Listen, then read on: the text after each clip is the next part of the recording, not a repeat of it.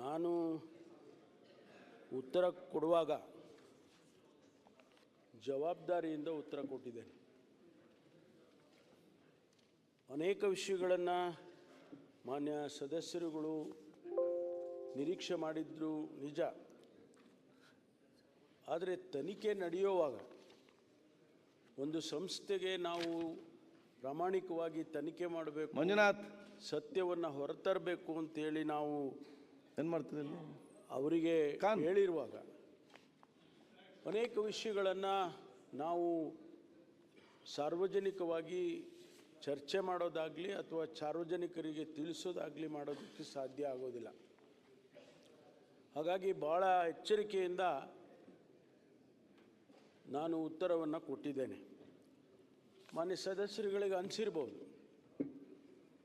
ಭಾಳ ನೀರಸವಾದಂಥ ಉತ್ತರ. ಪಟನ್ ಮಾನ್ಯ ವಿರೋಧ ಪಕ್ಷದ ನಾಯಕರು ಹೇಳಿದಾಗೆ ಭಾಳ ನಿರೀಕ್ಷೆ ಮಾಡಿದ್ದೋ ಅದೇನೇನೋ ಹೇಳಿಬಿಟ್ರಿ ನೀವು. ಮಂಜುನಾಥ್ ಇಲಿನೂ ಹೇಳಲಿಲ್ಲ ಪಾಪ ನನಗೆ, ನೀವು ಇರುವೆಗೆ ಹೋಗ್ಬಿಟ್ರಿ. ತಾವು ಗೃಹ ಸಚಿವರಾಗಿದ್ದವರು, ಬೇರೆಯವರು ಹೇಳಿದರೆ ನನಗೆ ಅರ್ಥ ಆಗ್ತದೆ. ಅರಗ ಜ್ಞಾನೇಂದ್ರ ಅವರು ತಾವು ಹೇಳಿದರೆ ಅಥವಾ ಸುರೇಶ್ ಅವರು ಕಾನೂನು ಸಚಿವರಾಗಿ ಹೇಳಿದರೆ ಅಷ್ಟು ಸಮಂಜಸವಾಗಿ ಅನಿಸೋದಿಲ್ಲ.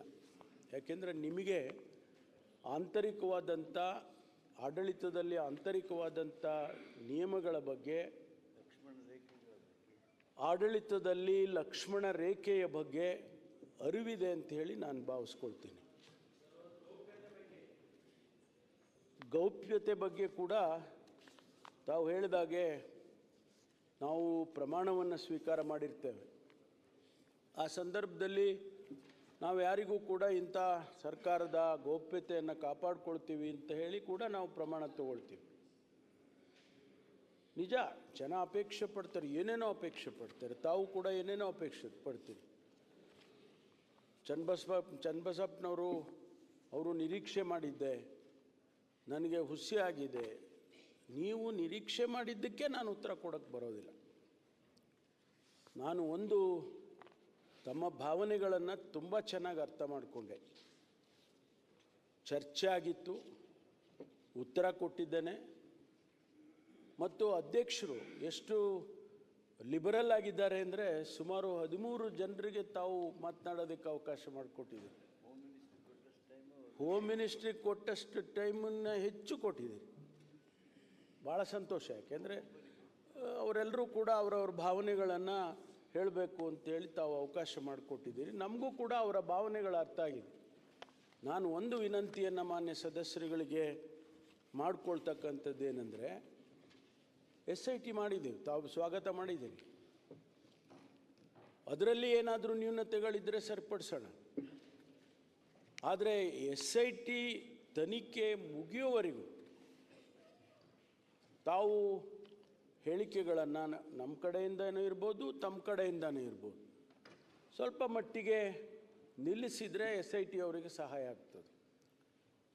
ನಿಜ ಸತ್ಯವನ್ನು ಹೊರಗೆ ತರೋದಕ್ಕೆ ನಮಗೆ ಭಾಳ ಸಹಾಯ ಆಗ್ತದೆ.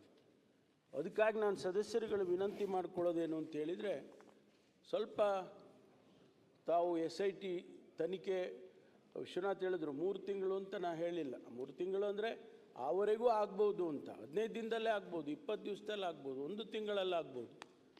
ನಾವು ಅವರಿಗೆ ಆದಷ್ಟು ಶೀಘ್ರವಾಗಿ ಮಾಡಿ ಅಂತಕ್ಕಂಥ ಮಾತನ್ನು ಹೇಳಿದ್ದೇವೆ. ಆದ್ದರಿಂದ ಶೀಘ್ರವಾಗಿ ವರದಿ ಬರ್ಬೋದು. ಅಲ್ಲಿಯವರೆಗೂ ನಾವು ಯಾರೂ ಕೂಡ ಅದರ ಬಗ್ಗೆ ರಿಯಾಕ್ಷನ್ಸ್ಗಳನ್ನು ಕೊಡದೇ ಇದ್ದರೆ ಒಂದು ಸಹಾಯ ಆಗುತ್ತೆ ಅಂಥೇಳಿ ಅಂದ್ಕೊಳ್ತೇನೆ. ಕೆಲವು ಪ್ರಾಮುಖ್ಯವಾದ ವಿಚಾರಗಳನ್ನು ಪ್ರಸ್ತಾಪ ಮಾಡಿದ್ದಾರೆ. ಯೂಟ್ಯೂಬರ್ಸ್ ಬಗ್ಗೆ ತಾವು ಪ್ರಸ್ತಾಪ ಮಾಡಿದ್ದೀರಿ. ಭಾಳ ಪ್ರಾಮುಖ್ಯವಾದಂಥ ವಿಚಾರ ಇದು. ಸಮಾಜದಲ್ಲಿ ಇವತ್ತು ಏನಾಗ್ತಾ ಇದೆ ಅಂತೇಳಿದರೆ, ವ್ಯಕ್ತಿಗಳ ಬಗ್ಗೆ, ಸಂಸ್ಥೆಗಳ ಬಗ್ಗೆ, ಸರ್ಕಾರದ ಬಗ್ಗೆ, ಸರ್ಕಾರಗಳ ಬಗ್ಗೆ ಯಾವ ರೀತಿಯಲ್ಲಿ ಮಾಧ್ಯಮದವರಾಗಲಿ ಯೂಟ್ಯೂಬ್ನವರಾಗಲಿ ಮಾಡ್ತಾರೆ ಸೋಷಿಯಲ್ ಮೀಡಿಯಾದಲ್ಲಿ ಅನ್ನೋದನ್ನು ನಾವು ಗಮನಿಸಿದ್ದೇವೆ.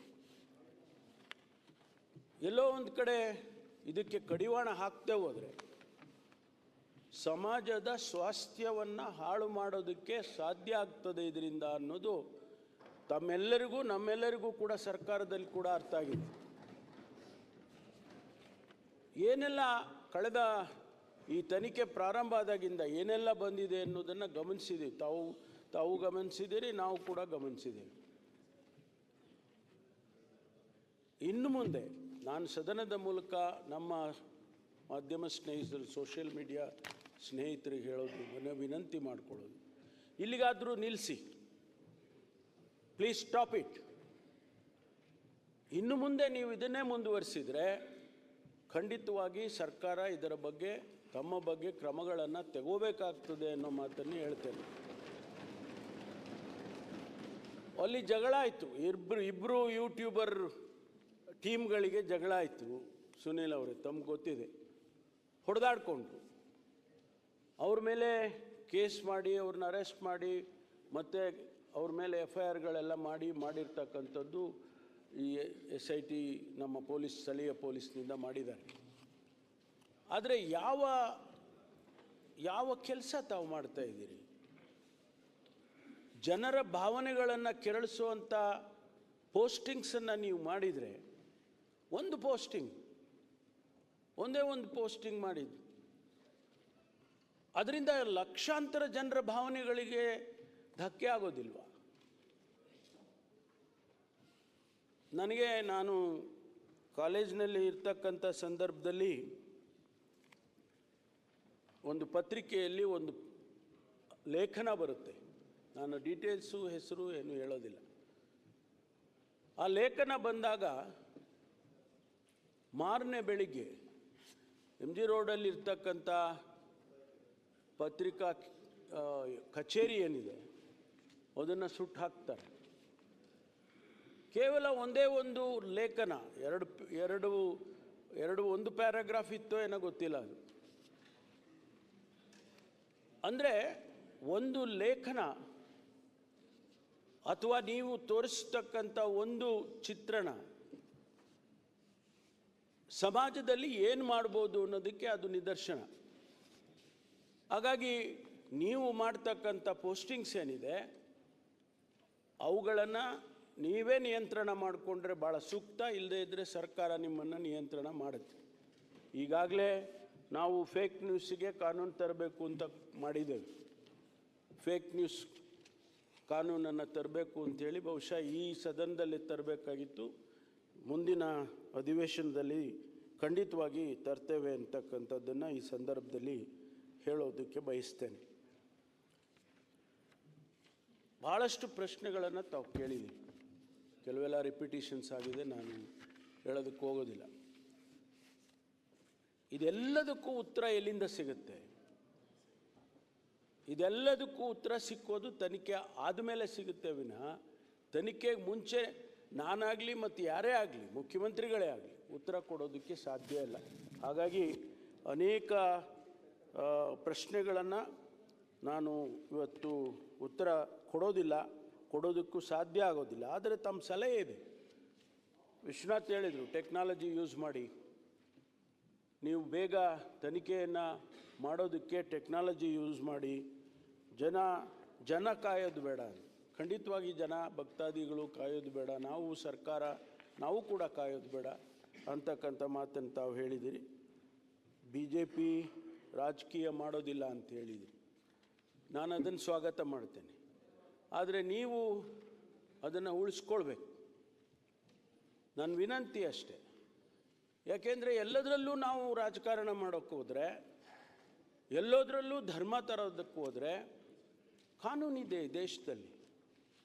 There is a law of land that will take care of it. ನಾವು ಕಾನೂನಿಗೆ ನಾವೇನು ಹೇಳೋದು ಬೇಕಾಗಿಲ್ಲ, ಕಾನೂನು ತಗೊಳುತ್ತೆ, ಪಾಠ ತಗೊಳುತ್ತೆ ಅದು. ಅದಕ್ಕಾಗಿ ಯಾವ ರಾಜಕೀಯ ಆಗಲಿ ಅಥವಾ ಒಂದು ಸಲಹೆನೂ ಕೊಟ್ಟಿದ್ದೀರಿ, CM DCM ಎಲ್ಲ ಹೋಗಬೇಕು ಅಂತ ಒಳ್ಳೆ ಸಲಹೆನ ಕೊಟ್ಟಿದ್ದೀರಿ. ಮುಖ್ಯಮಂತ್ರಿಗಳೇನು ಅಲ್ಲಿಗೇನು ಹೋಗಿಲ್ಲ ಅಂತಲ್ಲ, ಅನೇಕ ಸಂದರ್ಭದಲ್ಲಿ ಹೋಗಿದ್ದಾರೆ. ಹೋಗಿ ಅಲ್ಲಿ ಟ್ರೀಟ್ಮೆಂಟ್ ತೊಗೊಂಡು ದರ್ಶನ ಮಾಡಿಕೊಂಡು ಎಲ್ಲ ಬಂದಿದ್ದಾರೆ. ನಾವೆಲ್ಲರೂ ಹೋಗಿದ್ದೇವೆ. ನಾವೆಲ್ಲ ಹಿಂದೂಗಳಲ್ವಾ? ನಿಮಗೇನಾದರೂ ಆ ಭಾವನೆ ಇದೆಯಾ ನಾವು ಹಿಂದೂಗಳಲ್ಲ ಅಂತ? ಅಲ್ಲಲ್ಲ, ಆ ಥರ ಏನಾದ್ರು ಇದೆಯಾ?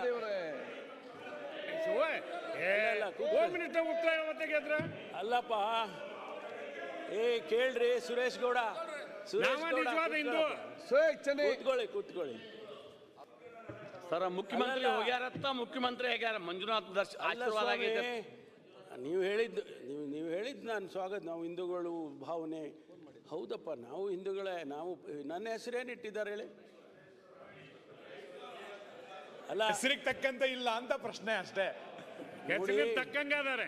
ಹೆಸರಿಗೆ ತಕ್ಕಂತೆ ಇಲ್ಲ ಅಂತಂದ್ರೆ ನಾನು ಏನು ಹೇಳಬೇಕು? ಅದು ಬೇಕಾಗಿಲ್ಲಲ್ಲ. ಜೀವನದಲ್ಲಿ ಎರಡು ದಾರಿ ಇದೆ, ಒಂದು ಸಂಘರ್ಷದ ದಾರಿ, ಒಂದು ಸಂಯಮದ ದಾರಿ. ನಾನು ಎರಡನೇದು ಆರಿಸ್ಕೊಂಡಿದ್ದೀನಿ ಅಶೋಕ್. ಅಲ್ಲ, ಸಂಯಮದ ದಾರಿಯನ್ನು ಆರಿಸ್ಕೊಂಡಿದ್ದೀನಿ. ನೀವು ಸಂಯಮ, ಅವರು ಸಂಘರ್ಷ, ಇಬ್ರು ಪಕ್ಕದಲ್ಲೇ ಇದ್ದೀರಲ್ಲ, ಆಶ್ಚರ್ಯ. ಅಲ್ಲ, ನಮ್ಮನ್ನ ನೀವು ಬೇರ್ಪಡ್ಸಕ್ ಹೋಗ್ಬೇಡಿ, ಆಗೋದಿಲ್ಲ. ನಮ್ಮನ್ನ ಯಾಕೆ ಬೇರ್ಪಡ್ಸಕ್ ಹೋಗ್ತೀರಾ? ಪರಮೇಶ್ವರ್ ಅವರೇ, ಅವರು ನಾನು ಅಧಿಕಾರ ತಗೋತೀನಿ ಅಂತಾರೆ, ನೀವು ನಾನು ಮೌನವಾಗಿದ್ದ ಅಧಿಕಾರ ತಗೋತೀನಿ ಅಂತ ಹೊರಟಿದ್ದೀರಿ. ಯಾರು ಪಾಲಾಗುತ್ತಿದ್ದು ಅಂತ ನನ್ನ ಪ್ರಶ್ನೆ ಅಷ್ಟೇ. ಕಾಯ್ದು ನೋಡಿ. ಇವತ್ತು ಮಾನ್ಯ ಅಧ್ಯಕ್ಷರೇ, ಭಾಳ ಸಲಹೆಗಳನ್ನು ಮಾನ್ಯ ಸದಸ್ಯರುಗಳು ಕೂಡ ಕೊಟ್ಟಿದ್ದಾರೆ. ಕೇರಳದ ಅಸೆಂಬ್ಲಿ ವಿಚಾರ ಮಾಡಿದ್ದೀರಿ, ನಾನು ಅದನ್ನು ಪ್ರಸ್ತಾಪ ಮಾಡೋದಿಲ್ಲ. ಇಲ್ಲಿ ಅವ್ರೇನು ಮಾಡ್ಕೊಂಡಿದ್ದಾರೆ ಅದು ಅವ್ರಿಗೆ ಬಿಟ್ಟಿದ್ದು. ನಮ್ಮ ಸದನದಲ್ಲಿ, ಇಂಥ ಪವಿತ್ರವಾದ ಸದನದಲ್ಲಿ, ಬೇರೆ ಒಂದು ಸದನದಲ್ಲಿ ನಡೆದಂಥ ಚರ್ಚೆಯನ್ನು ನಾನಿಲ್ಲಿ ಎತ್ತೋದಕ್ಕೂ ಕೂಡ ಹೋಗೋದಿಲ್ಲ. ಮಾನ್ಯ ಸುರೇಶ್ ಗೌಡರು ನಮ್ಮ ಜಿಲ್ಲೆಯವರು. ಆತ್ಮಸಾಕ್ಷಿ, ನಿಮಗೆ ಅನುಮಾನ ಬರೋದು ಬೇಡ, ಆತ್ಮಸಾಕ್ಷಿಯಿಂದ ಕೆಲಸ ಮಾಡ್ತಿದ್ದೇನೆ. ಆತ್ಮಸಾಕ್ಷಿಯಿಂದ SIT ಮಾಡಿದ್ದೇವೆ. ಆತ್ಮಸಾಕ್ಷಿಯಿಂದ ಈ ರಾಜ್ಯಕ್ಕೆ, ಈ ನಾಡಿಗೆ ಉತ್ತರವನ್ನು, ಸತ್ಯವನ್ನು ಹೊರತರ್ತೀವಿ. Mark my word. ಇದರಲ್ಲಿ ಯಾವುದೇ ಅನುಮಾನ ಬೇಡ, ದಯಮಾಡಿ. ಆದ್ದರಿಂದ ಮಾನ್ಯ ಅಧ್ಯಕ್ಷರೇ, ಈ ಎಲ್ಲ ಪ್ರಶ್ನೆಗಳು, ಇದಕ್ಕೆ ಉತ್ತರಗಳು ಸಿಗೋದೇ SIT ಆದಮೇಲೆ, SITಯ ವರದಿ ಆದಮೇಲೆ. ಆದ್ದರಿಂದ ಮಾನ್ಯ ಸದಸ್ಯರಿಗೆಲ್ಲರಿಗೂ ಕೂಡ ನಾನು ಅವರು ಭಾಗವಹಿಸಿ ಸಲಹೆಗಳನ್ನು ಕೊಟ್ಟಿದ್ದಾರೆ, ಸೂಚನೆಗಳನ್ನು ಕೊಟ್ಟಿದ್ದಾರೆ, ಟೀಕೆನೂ ಮಾಡಿದ್ದಾರೆ. ನಾನು ಅದನ್ನು ಸ್ವಾಗತ ಮಾಡ್ತೀನಿ. ಹಾಗಾಗಿ ಇಷ್ಟು ಮಾತುಗಳನ್ನು ಹೇಳಿ ನಾನು ಮಾತು ಮುಗಿಸ್ತೇನೆ. ತಾವು ಮುಂದೆ ಕೊಡಬೇಕು. ಒಂದು ಪ್ರಕಟಣೆ. ಇಲ್ಲ